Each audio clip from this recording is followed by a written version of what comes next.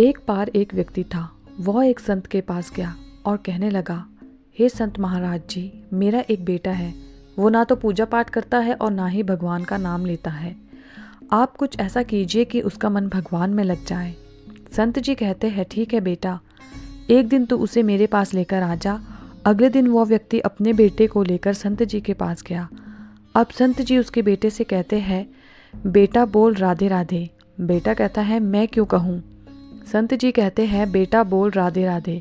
वो इसी तरह से मना करता रहा और अंत तक उसने यही कहा कि मैं क्यों कहूँ राधे राधे। संत जी ने कहा, जब तुम मर जाओगे और यमराज के पास जाओगे तब यमराज तुमसे पूछेंगे कि कभी भगवान का नाम लिया, कोई अच्छा काम किया, तब तुम कह देना कि मैंने जीवन में एक बार श्री राधा रानी के नाम को बोला है, बस एक बार। इतना बताकर वह चले गए। समय व्यतीत हुआ और एक दिन वो मर गया। यमराज के पास पहुंचा। यमराज ने पूछा, कभी कोई अच्छा काम किया है? उसने कहा, हाँ महाराज, मैंने जीवन में एक बार श्री राधा रानी का नाम बोला है, आप उसकी महिमा बताइए। यमराज सोचने लगा कि एक बार नाम की महिमा क्या हो सकती है, इसका तो मुझे भी नहीं पता है। यम बोले, चलो इंद्र के पास चलते हैं, वो ही हमें बताएंगे। तो वह व्यक्ति बोला, मैं ऐसे नहीं जाऊंगा, पहले पालकी लेकर आओ, उसमें बैठकर ही जाऊंगा। यमराज ने सोचा, ये तो बड़ी मुसीबत है। फिर भी पालकी मंगवाई गई और उसे बिठाया गया। 4 पालकी उठाने वाले लग गए। वो बोला, यमराज जी, सबसे आगे वाले आदमी को हटाकर आप उसकी जगह लग जाइए। यमराज जी ने ऐसा ही किया। फिर सब मिलकर इंद्र के पास पहुँचे और बोले कि एक बार श्री राधा रानी के नाम लेने की महिमा क्या है। इंद्र बोले, महिमा तो बहुत है, पर क्या है ये मुझे भी नहीं मालूम। बोले कि चलो ब्रह्मा जी के पास जाते हैं, वो ही हमें बताएंगे।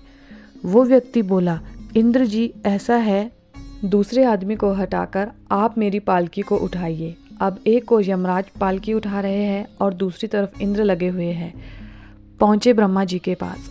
ब्रह्मा जी ने सोचा कि ऐसा कौन सा प्राणी है जो ब्रह्मलोक में आ रहा है, जो स्वयं इंद्र और यमराज पालकी उठाकर ला रहे हैं। ब्रह्मा के पास पहुँचे। सभी ने पूछा कि एक बार श्री राधा के नाम लेने की महिमा क्या है। ब्रह्मा जी बोले, महिमा तो बहुत है, पर वास्तविकता क्या है ये तो मुझे भी नहीं पता, लेकिन हाँ, भगवान शिव जी को ज़रूर पता होगा।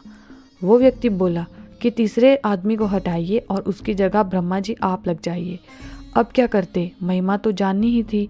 अब पालकी के एक ओर यमराज है, दूसरी तरफ इंद्र और पीछे ब्रह्मा जी है।